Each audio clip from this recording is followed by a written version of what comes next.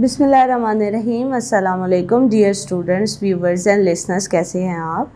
आज हम मुस्लिम फ़िलासफ़ी के चैप्टर में दूसरे लेक्चर में जाते हुए इस्लामिक स्टेट की बात करेंगे। इस्लामिक स्टेट में सबसे पहली बात आती है कि इस्लामिक स्टेट बनाई क्यों जाती है। देखिए, इस्लामिक स्टेट बनाने का जो सबसे पहली बात तो यह है कि इस्लामिक स्टेट मैंने अपने पहले लेक्चर में भी कहा था कि कोई मुल्लायत नहीं है, कोई मुल्लाइज़म नहीं है, बल्कि ये इसलिए बनाई जाती है ताकि सॉवरेनिटी या अल्लाह के अहकामात को, अल्लाह की अथॉरिटी को ज़मीन पे नाफज किया जा सके। तो इस्लामिक पॉलिटी जो है ये बेसिकली इसलिए बनाई जाती है।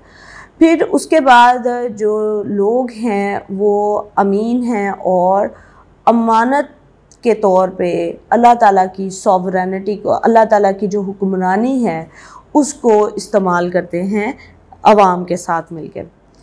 तीसरी जो इसमें बात है वो ये है कि एक बहुत ही स्ट्रॉन्ग रिश्ता है खलीफा का अपने लोगों के साथ, यानी खलीफा कभी भी अपने लोगों से अलग हो के उसने जो काम भी करना है वो बहबूद और फलाह का काम करना है, जनरल पब्लिक की वेलफेयर का काम करना है। इसके बगैर वो काम जो है वो नहीं किया जाएगा। इसके अलावा जो इसमें एक और चीज़ है वो ये कि ये चूँकि एक अच्छी खासी डिबेट है कि इंडिविजुअल्स और जो खलीफा है उसके ताल्लुक़ की बुनियाद किसके ऊपर है।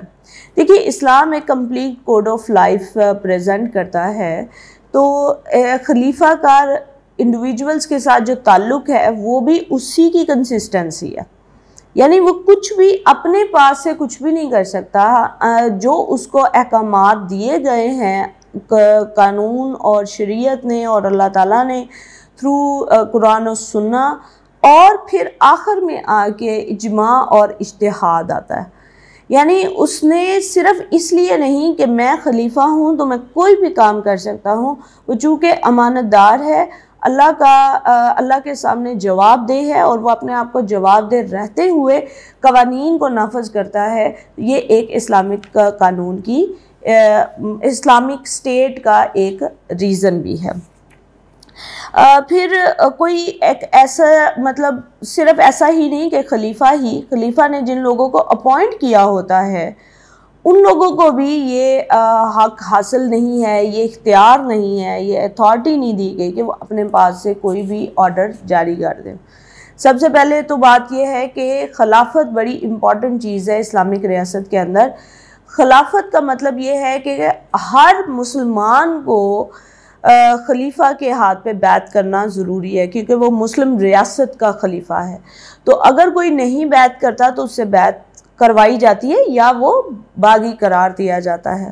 तो खलीफा फिर जिन लोगों को अपॉइंट करेगा वो भी खलीफा की ही सुनेंगे, और खलीफा का जैसे मैंने कैरेक्टरिस्टिक्स आपको पहले बता दी हैं, उससे बढ़ के वो कुछ भी नहीं है। लेकिन जो लोग हैं वो लोग भी खलीफा के अहकामात से बढ़ के काम नहीं करेगा। अच्छा जी, अब हम आते हैं कुछ कैरेक्टरिस्टिक्स की तरफ कि इस्लामिक स्टेट की कैरेक्टरिस्टिक क्या होती है। सबसे पहली बात यह है कि इस्लामिक स्टेट में सॉवरेनिटी बिलोंग्स टू ऑलमाइटी। ये मैं बार बार जिक्र कर चुकी हूँ, अपने पहले लेक्चर में भी बताया मैंने और अभी भी इंट्रो में भी मैंने आपको बताया कि सॉवरेनिटी जो है वो खुदा ताला के पास है और हम उसके अमानतदार हैं, मुसलमान हुक्मरान उसके अमानतदार हैं। कुरान शरीफ में अल्लाह पाक ने 3 जगहों पे 3 चीज़ें रिवील की हैं। जैसे सबसे पहली बात यह है कि कोई इंडिविजुअल, कोई ग्रुप क्लेम नहीं कर सकता कि सॉवरेनिटी मेरे पास है। जब भी क्लेम होगा ये होगा कि सॉवरेनिटी बिलोंग्स टू ऑलमाइटी, हम उसको इस बिहाफ पे कि अमानतदार के तौर पे हम उसको एक्सरसाइज कर रहे हैं। दूसरी बात यह है कि लेजिस्लेशन जो है, लीगल सॉवरेनिटी और लेजिस्लेशन, یہ اللہ پاک نے قرآن شریف کے ذریعے اور پھر اپنے پیارے نبی کے ذریعے ہم تک پہنچا دی ہے، تو آپ اس کے اندر کوئی تبدیلی نہیں لا سکتے۔ آپ ایسا نہیں کر سکتے کہ اللہ پاک نے قرآن شریف میں کوئی چیز کوئی حکم صادر کر دیا ہے تو آپ اس کی اپنی طور پہ کوئی توجیہ پیش کر کے اس سے انحراف کریں۔ پھر تیسری بات جو ہے وہ یہ ہے کہ جو ہیڈ آف دا اسٹیٹ ہے اسلامک اسٹیٹ کے اندر، جو بھی قوانین بنیں گے خدا تعالیٰ کی ذات کے احکامات کے مطابق بنیں گے، اور حکومت کا کام یہ ہے کہ وہ اس کو انفورس کریں۔ اب دوسری کیریکٹرسٹک پہ آتے ہیں اور وہ ہے ہیڈ آف دا اسٹیٹ۔ دیکھیے سب سے پہلی بات تو یہ ہے کہ ہیڈ آف دا اسٹیٹ کے لیے بہت سخت کرائیٹیریا، اسلامی ریاست کے اندر ہیڈ آف دا اسٹیٹ کوئی ایسے نہیں بن سکتا۔ ہیڈ آف دا اسٹیٹ سب سے زیادہ نالجبل ہونا چاہیے، سب سے زیادہ ایبلسٹ ہونا چاہیے، سب سے زیادہ وہ پائس بھی ہونا چاہیے، اس کو شریعت کا پتہ ہو، اور وہ عوام کی فلاح و بہبود کے لیے کام کرنے کے لیے، دن رات کام کرنے کے لیے بھی تیار ہو۔ ایک خاص رشتہ ہے اسلامک حکمران کا عوام کے ساتھ، وہ اس رشتے کی نزاکت کو بھی سمجھتا ہو، وہ ایسا نہ ہو کہ اور عادل ہونا بھی بڑا ضروری ہے، کیونکہ اللہ پاک نے بارہا جگہوں پہ قرآن شریف میں بھی فرمایا ہے، اور بارہا جگہوں پہ ہمیں روایات بھی ملتی ہیں کہ اللہ انصاف پسند ہے اور انصاف کو پسند کرتا ہے۔ تو ہمیں کئی دفعہ اگر ہم روایات میں دیکھیں تو فرعون کے بارے میں کہا جاتا ہے کہ اللہ پاک نے اس کو ایکسٹینشن دیے رکھی جبکہ اس نے خدا کا دعویٰ کیا تھا۔ اللہ پاک نے شرک کے علاوہ شاید سارے گناہ معاف ہو جائیں لیکن شرک معاف نہیں ہوگا، تو اس نے تو شرک کی بجائے اپنے آپ کو ہی خدا کہہ دیا تھا، لیکن اللہ نے پھر بھی اسے موقع دیا، اور اس کو موقع دینے کی وجہ یہ تھی کہ وہ انصاف پسند تھا، انصاف کرتا تھا۔ وہ یہ نہیں دیکھتا تھا کہ اس گناہ میں تو میرے اپنے شامل ہیں تو میں معاف کر دوں، یا اس گناہ کے اندر کوئی نوبل بندہ ہے تو اس کو تو میں معاف کر دوں۔ تو جسٹس جو ہے وہ بھی بہت ضروری ہے ہیڈ آف دا اسٹیٹ کے لیے، کہ وہ جسٹس کرنے والا ہو اور جسٹس کو پسند بھی کرتا ہو۔ پھر ظاہر ہے باقی چیزیں تو کچھ ایک اور چیز بڑی ڈیبیٹ میں آتی ہوتی ہے کہ کچھ لوگ کہتے ہیں کہ ماڈرن ڈیموکریسی میں اسپیشلی کہ آپ کا جو اپنا کیریکٹر ہے، آپ کا جو اپنا کنڈکٹ ہے، اس سے کوئی فرق نہیں پڑنا چاہیے پبلک کو۔ یعنی اگر کوئی ذاتی زندگی میں برائی کی طرف مائل ہے، برے کام کر رہا ہے، تو یہ اس کا کنڈکٹ ہے، اس سے جنرل پبلک کو کوئی فرق نہیں پڑنا چاہیے۔ جنرل پبلک تب سوال اٹھائے جب وہ جنرل پبلک کے لیے برا ہو۔ اسلامی ریاست میں ایسا نہیں ہوتا۔ اسلامی ریاست میں ہیڈ آف دا اسٹیٹ کے لیے خود بھی اس کا مورل کنڈکٹ بھی اچھا ہونا چاہیے۔ وہ صرف یہ نہیں کہ اسے شریعت کا پتہ ہو، قوانین کا پتہ ہو، قرآن شریف کا پتہ ہو، اور وہ اسے ایڈمنسٹریشن کا پتہ ہو، اور وہ نالجیبل بھی، سب کچھ اپنی جگہ پہ، لیکن اس کے ساتھ ساتھ اسلامک ریاست کے جو ہیڈ آف دا اسٹیٹ ہے اس کا نیک ہونا بھی بڑا ضروری ہے، اس کا مورل اور پرسنل کنڈکٹ کا بھی ٹھیک ہونا بڑا ضروری ہے۔ تیسرے نمبر پہ چیز ہے رسپانسبل گورنمنٹ۔ دیکھیے اسلامک اسٹیٹ بھی اگر آپ ماڈرن ڈیموکریسی یا ماڈرن حکومتوں کو دیکھیں تو رسپانسبل گورنمنٹ ہے۔ یہاں پہ ایک چیز جو فرق ہوگی وہ یہ کہ رسپانسبل گورنمنٹ جو ہے وہ صرف اور صرف لوگوں کو جواب دہ ہے۔ اسلامی ریاست میں وہ صرف لوگوں کو جواب دہ نہیں ہے بلکہ وہ خدا تعالیٰ کی ذات کو بھی جواب دہ ہے، جو کہ زیادہ سخت ہے، کیونکہ اس کو کہا گیا ہے کہ آپ نے قرآن و سنت کے مطابق کام کرنا ہے۔ چوتھی کیریکٹرسٹکس اس میں جو آتی ہے وہ شریعت یا شورا جسے کہتے ہیں، کہ آپ نے قانون سازی جو کرنی ہے، قانون جو بنانا ہے وہ کہاں سے ڈرائیو کر کے بنائیں گے۔ تو اس کے جو بنیادی ماخذ ہیں وہ قرآن اور سنت ہے، اس کے مطابق ہی بنائے جا سکتے ہیں، اس سے آگے بڑھ کے نہیں ہے کوئی بھی چیز۔ پھر اگر آپ دیکھیں لیجسلیشن کے حوالے سے دیکھیں تو اس کے 3 سورسز ہیں، قیاس، اجتہاد اور اجماع۔ قیاس کا مطلب ہوتا ہے کہ کچھ اندازہ لگانا، تو یہ تب کیا جاتا ہے جب ہمارے پاس سورسز نہیں موجود ہوتے قرآن اور سنت میں، تب ہیڈ آف دا اسٹیٹ کے پاس یہ اتھارٹی موجود ہوتی ہے۔ پھر اجماع ہے کہ اگر قرآن اور سنت میں بھی نہیں ہے، قیاس بھی نہیں کیا جا سکے، تو پھر اس وقت کے جو حکمران ہیں، اس وقت کے جو علماء کرام ہیں، وہ پھر مل کے اس بات کے اوپر کوئی فیصلہ کریں گے۔ اور آخری چیز ہے اجتہاد، جو کہ پرسنل کیپیسٹی میں لیا گیا فیصلہ ہے۔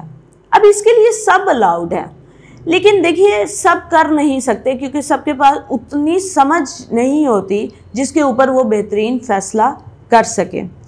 اگر ہم ان تینوں چیزوں کو ملائیں کہ رسپانسبل گورنمنٹ ہے، اس کے ساتھ شورا ہے، اس کے ساتھ لیجسلیشن ہے، ان تینوں چیزوں کو ہم ملائیں تو ہمیں پتہ چلتا ہے کہ بنیادی طور پہ اسلامی حکمران، اسلامی ریاست، اسلامی حکومت جو ہے وہ صرف یہ نہیں ہے کہ وہ ڈرائیو کر لیا، اس نے قرآن و سنت سے کوئی چیز ڈرائیو کر لی اور اللہ تعالیٰ کو چونکہ جواب دے ہیں تو جب اللہ کو جواب دے ہوں گے تو تب دیکھی جائے گی۔ نہیں، یہ سارے قوانین جو ہے اس وقت کی حکومت وقت جو ہے وہ اس وقت کے لوگوں، اس زمانے کے لوگوں اور اس زمانے کے جو علماء کرام ہیں یا افراد ہیں، ان سب کو کے سامنے وہ رسپانسبل ہے۔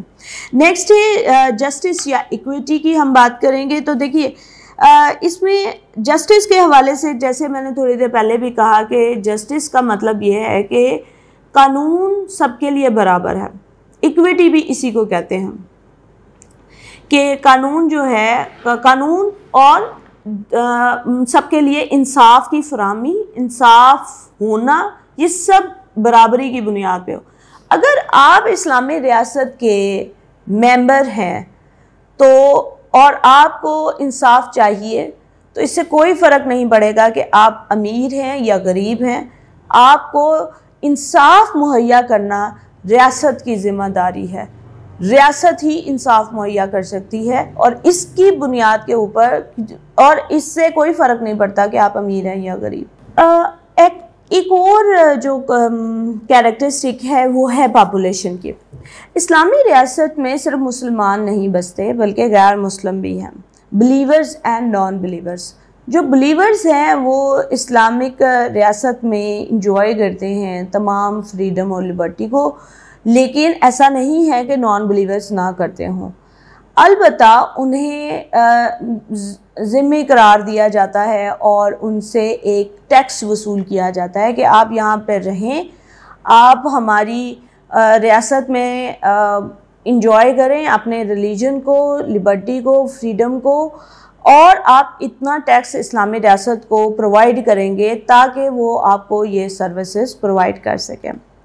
پھر انڈیویجول لبرٹی کے اوپر بہت زیادہ فوکس کیا جاتا ہے۔ انڈیویجول لبرٹی سے مراد کیا ہے؟ انڈیویجول لبرٹی سے مراد یہ ہے کہ ریاست میں موجود کوئی بھی انسان اپنے بنیادی حقوق سے محروم نہیں رہ سکتا، اور اس میں بلیورز اور نان بلیورز کا کوئی تعلق نہیں ہے۔ وہ چونکہ ریاست، اسلامی ریاست کے فرد ہیں، تو ان کا جو بنیادی حق ہے وہ انڈیویجول لبرٹی کے اوپر آتا ہے۔ پھر ایکویلٹی ہے۔ ایکویلٹی کے بارے میں ہمارے پاس بہت ساری احادیث بھی ہیں مساوات کے اوپر، اور اس مساوات کو سامنے اگر رکھا جائے تو اس سے امیر اور غریب کا کوئی آپس میں تعلق نہیں ہے۔ امیر اور غریب کو ریسورسز پرووائڈ کرنے کا کوئی تعلق نہیں ہے، یعنی جو ریسورس اسلامی ریاست پروڈیوس کر رہے ہوں گے، جو حقوق دے رہے ہوں گے، جو اپنا فرائض نبھا رہے ہوں گے، وہ ایکول ہوں گے۔ اس سے کسی رنگ، نسل کا تعلق نہیں ہے، جینڈر کا تعلق نہیں ہے۔ جو بھی چیز ایک، جیسے قرآن شریف میں اللہ پاک نے یہ نہیں کہا کہ عورتوں کے لیے ایسے ہے اور مردوں کے لیے اگر عورت کوئی نیکی کرے گی تو اسے زیادہ ثواب ملے گا اور مرد کو کم ملے گا، ایسا کچھ بھی نہیں ہے. یا عورت اگر گناہ کرے گی تو زیادہ اسے ملے گی سزا اور مرد کو نہیں ملے گی. اسی طرح یہی متمنع نظر ہے ریاست، اسلامی ریاست کا بھی، ایکویلٹی کو سامنے رکھتے ہوئے کہ جو سزا ہے جو جزا ہے وہ برابر ہے. نہ تو جینڈر اس میں آئے گی، نہ امیری غریبی اس میں آئے گی، نہ عرب عجم اس میں آئیں گے، نہ اس میں کوئی دوسری ریسزم آئے گی، کیونکہ اسلام مکمل طور پہ اس چیز کی نفی کرتا ہے، کسی کو کسی کے اوپر برتری نہیں دیتا. پھر the most important thing is tolerance. اگر آپ نبی پاک صلی اللہ علیہ وسلم کی حیات مبارکہ کو آپ دیکھیں تو جو اللہ پاک نے انہیں ایسے فضائل سے نوازا ہوا تھا جو جس کے اوپر وہ جس کی وہ انتہا پہ تھے، جیسے اخلاق تھا، اسی طرح سے ٹالرنس یا برداشت بھی ہے. دیکھیے ہم اگر ٹالریٹ کرنا سیکھ جائیں تو شاید وہ محبت اور انسانیت کے جذبات بھی پیدا ہو جائیں گے. Tolerance is that much important. تو برداشت جو ہے اسلامک ریاست کی ایک خوبی ہے. اب یہ پیدا کون کرے گا؟ یہ بھی ذمہ داری ریاست کے امیر کے پاس ہے.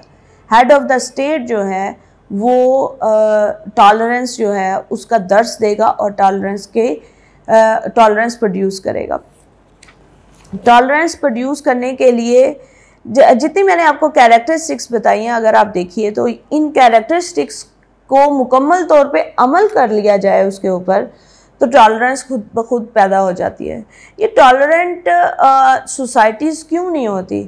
کیونکہ ان کے حقوق سلب ہوتے ہیں، کیونکہ انہیں جسٹس نہیں ملتا، کیونکہ ان کو بیسک رائٹس نہیں ملتے، کیونکہ انہیں لبرٹی نہیں ملتی، کیونکہ وہ حبس زدہ ماحول کا شکار ہوتے ہیں. تو برداشت ختم ہوتی جاتی ہے. ایک ویلفیئر سٹیٹ بنانا کام ہے ریاست کا، اسلامی ریاست کا. تو جب ویلفیئر سٹیٹ بنائیں گے تو برداشت بھی پیدا ہوگی.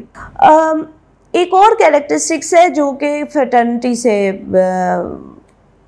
ملتی ہے. یعنی اسلام کا ایک کانسیپٹ ہے کہ اگر آپ اسلامی ریاست کا حصہ ہیں تو آپ دنیا میں کہیں پہ بھی ہیں تو آپ مسلم بردرہڈ کا ایک یا مسلم امہ جسے کہتے ہیں آپ اس کا حصہ ہیں. اس سے کوئی فرق نہیں پڑتا کہ آپ دنیا کے کس بھی کونے پہ ہیں. اقبال نے بھی اپنی شاعری میں یہی ذکر کیا ہوگا. تو فریٹرنٹی کا حصہ ہو جاتے ہیں تو جب کبھی آپ کو ضرورت پڑے گی تو اسلامی ریاست مسلم بردرہڈ کی وجہ سے آپ کے پاس فوری پہنچ جائیں گے. پھر اکنامک جسٹس دیکھیں، وہ میں نے ابھی تھوڑی دیر پہلے آپ کو بتایا تھا کہ جسٹس صرف یہ نہیں ہے کہ اگر کوئی قاضی کے پاس پہنچے گا تو ہی جسٹس ملے گی. اکنامک جسٹس یہ ہے کہ حکومت وقت اگر کچھ ریسورسز پروڈیوس کر رہے ہیں تو وہ سب کو ایکولی جن کو ان کی ضرورت ہے خصوصاً ان کو، اور جنرلی سب کے پاس وہ پروویژن ہونی چاہیے. ایسا نہیں ہے کہ کچھ مخصوص لوگوں کے ہاتھ میں اکانومی آ جائے. پھر صرف ایسا نہیں ہے کہ یہ صرف فرائض ہی ہوں. کچھ حکومت جو ہے وہ اگر آپ دیکھیں تو مزید آبلیگیشنز کی طرف آپ دیکھیں تو وہ آبلیگیشنز بڑھ جاتی ہیں جب آپ ریاست میں کے قوانین کو امپلیمنٹ کرتے ہیں. اب ہم آ جاتے ہیں کہ اسلامی ریاست اور تھیوکریسی میں کیا فرق ہے. دیکھیے پہلے لیکچر میں بھی میں نے بتایا کہ اسلامی ریاست کا مطلب ملائزم نہیں ہے. ابھی بھی میں نے لیکچر کی ابتدا میں بھی یہی آپ کو بتایا. تو اب میں آپ کو فرق بتاتی ہوں کہ فرق کیا ہے. دیکھیے سب سے پہلا فرق آتا ہے ساورینٹی اور اس کی امپلیمنٹیشن پہ. Sovereignty no doubt belong to almighty ہے، دونوں کے اندر ہی ایسا ہوگا، لیکن امپلیمنٹیشن پہ فرق آتا ہے. ملائزم میں امپلیمنٹیشن نہیں ہوتی، وہ صرف بتاتے ہیں.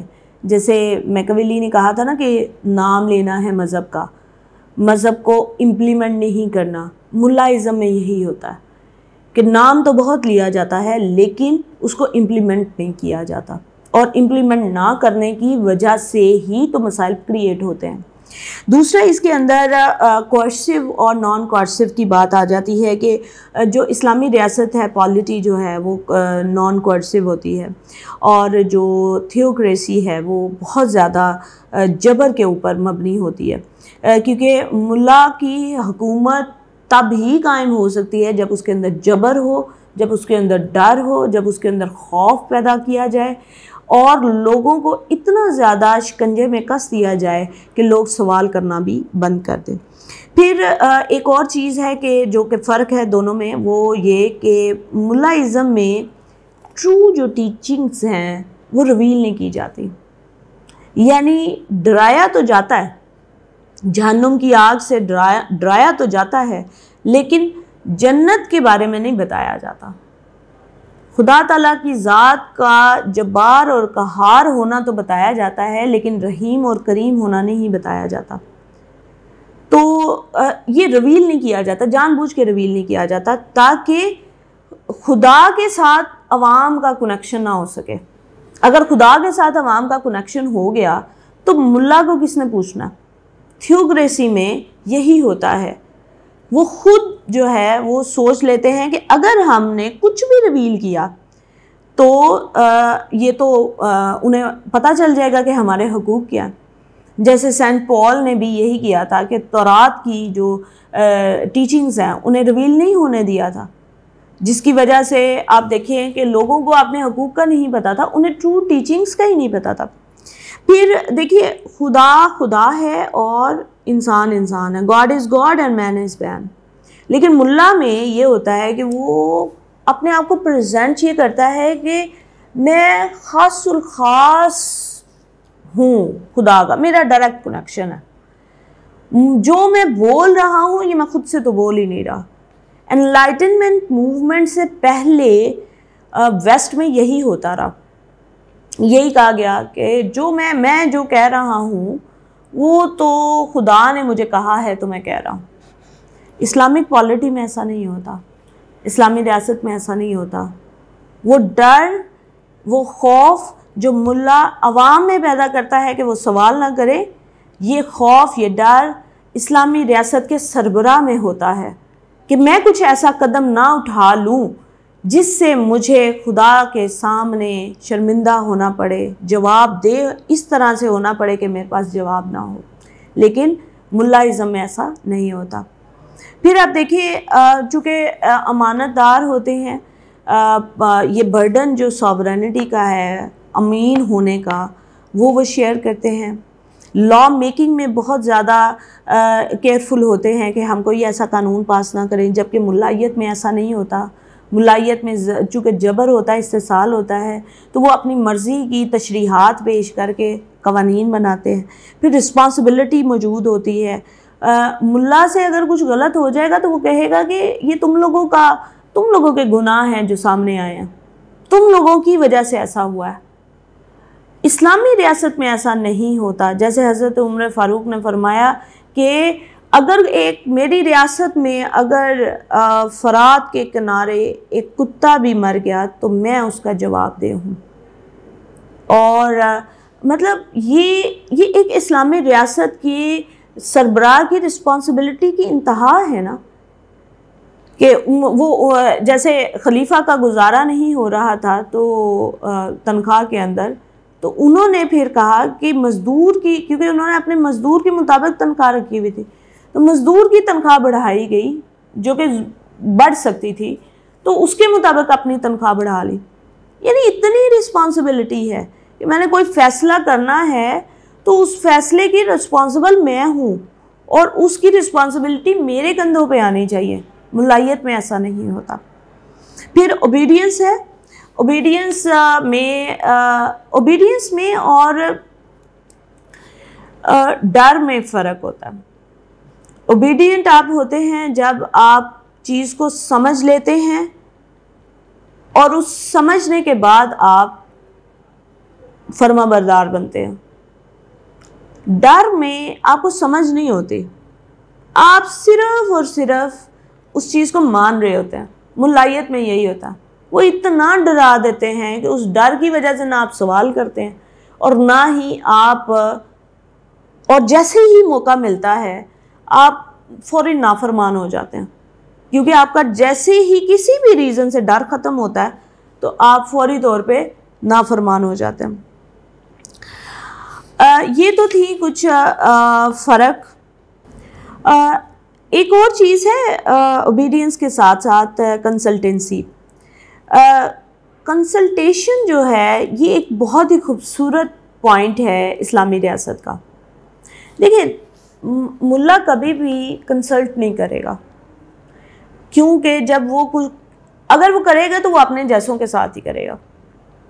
وہ کبھی بھی کسی کو الاؤ نہیں کرے گا کہ اس کے اوپر ڈیبیٹ کی جائے، چلیں اس کے اوپر بات کرتے ہیں، کیونکہ اسے پتہ ہے بات کریں گے تو شاید کوئی ایسا فیصلہ ہو جائے جو میرے اگینسٹ ہو جائے۔ اسی طرح سے اپوزیشن بھی برداشت نہیں ہوتی ملا سے، جبکہ اگر یہ ایک بہت ہی مشہور روایت ہے کہ خطبے کے دوران ایک خاتون نے حضرت عمر فاروق سے پوچھا تھا کہ آپ نے جو یہ اتنا کپڑا استعمال کیا ہے اپنے لباس کے لیے، یہ آپ تو افورڈ نہیں کر سکتے، آپ کے پاس کہاں سے آیا؟ اور حضرت عمر فاروق نے اس چیز کو مائنڈ کیے بغیر انہیں جواب دیا، انہیں رسپانس کیا، انہیں بتایا کہ یہ میں نے اپنے بیٹے سے لیا۔ ملا ازم میں ایسا نہیں ہوتا۔ پھر لائلٹی کی اگر ہم بات کریں تو وہ بھی ایک پوائنٹ ہے کہ جیسے ملا کی لائلٹی چاہیے ملا ازم میں، جبکہ چونکہ اگر آپ دیکھیں اسلامی ریاست کے حکمران کو تو وہ لائل ہوتا ہے خدا تعالیٰ کی ذات کا، تو وہ لائلٹی عوام سے بھی یہی چاہتا ہے کہ آپ میرے لائل نہ ہوں، آپ جس کا میں لائل ہوں آپ بھی اسی کے لائل ہوں۔ پھر last but not the least, اگر آپ رسپیکٹ کا ایلیمنٹ دیکھیں تو وہ ایلیمنٹ بھی ملا ازم میں نفی ہے، وہ بھی موجود نہیں ہے۔ گریٹر ہیومینٹی کی بات اسلامک پالیٹی کرتا ہے، جبکہ ملا ازم میں صرف ملا کی حکمرانی ہے۔ آئی ہوپ کہ آپ کو اسلامک اسٹیٹ کے بارے میں، اسلامک اسٹیٹ کے ساتھ ساتھ اسلامک اسٹیٹ کی جو کیریکٹرسٹکس ہیں اس کے بارے میں، اور تیسری چیز کہ آخر پھر فرق کیا ہوا اسلامی ریاست میں اور ایک تھیوکریٹک ریاست میں، میرے خیال سے میں نے کافی چیزیں آپ کو کلیئر کر دی ہیں۔ اگر آپ کو کوئی کویشچن ہو تو آپ کامنٹ سیکشن میں مجھ سے پوچھ سکتے ہیں۔ Thank you so much.